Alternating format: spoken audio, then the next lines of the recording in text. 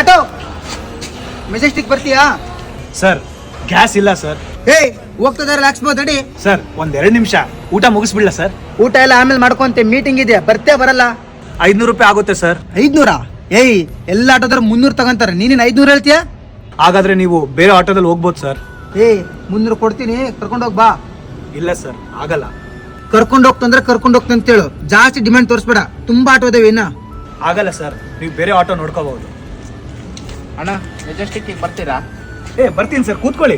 ಎಷ್ಟಾಗುತ್ತಣ್ಣ? 300 ಆಗುತ್ತೆ ಸರ್, ಬನ್ನಿ. ಊಟ ಮಾಡ್ರಣ್ಣ, ಆಮೇಲೆ ಕರ್ಕೊಂಡು ಹೋಗಂತ್ರಿ. Thank you sir. ಏಯ್ 1 ನಿಮಿಷ, ನನಗೆ 500 ಹೇಳಿದಿ, ಈಗ ಅವರಿಗೆ 300 ಕರ್ಕೊಂಡು ಹೋಗ್ತಿದ್ಯಾ? ಹ್ಞೂ ಸರ್, ನಿಮಗೆ 500 ರೂಪಾಯಿನೇ ಆಗುತ್ತೆ. ನೀವು ನನಗೆ ಏನಂತ ಕರೆದಿದ್ರಿ ಸರ್? ಅಂತದೇನೋ ಕೇಳ್ದೆ ನಿನ್ಗೆ, ಮೆಜೆಸ್ಟಿಕ್ ಬರ್ತೀಯ ಅಂತ ಕೇಳ್ದೆ, ಅಷ್ಟೇ ತಾನೇ? ಅಲ್ಲ ಸರ್, ಯೋಚನೆ ಮಾಡಿ. ಅಂತದೇನು ಕೇಳ್ದಪ್ಪ, ಹೇಳಿ ನೀನೆ. ನೀವೇನಂದ್ರಿ ಗೊತ್ತಾ?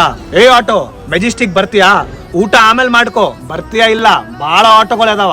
ಆದ್ರೆ ಇವರು ಅಣ್ಣ ಮೆಜೆಸ್ಟಿಕ್ ಬರ್ತೀರಾ ಮರ್ಯಾದಿ, ಅಣ್ಣ ಮೊದ್ಲು ಊಟ ಮಾಡ್ಕೊಳ್ಳಿ ಗೌರವ. ಈ ಆಟೋ ದಿನ ರಾತ್ರಿ ಕಷ್ಟಪಟ್ಟು ತಗೊಂಡಿದ್ದೀನಿ ಸರ್.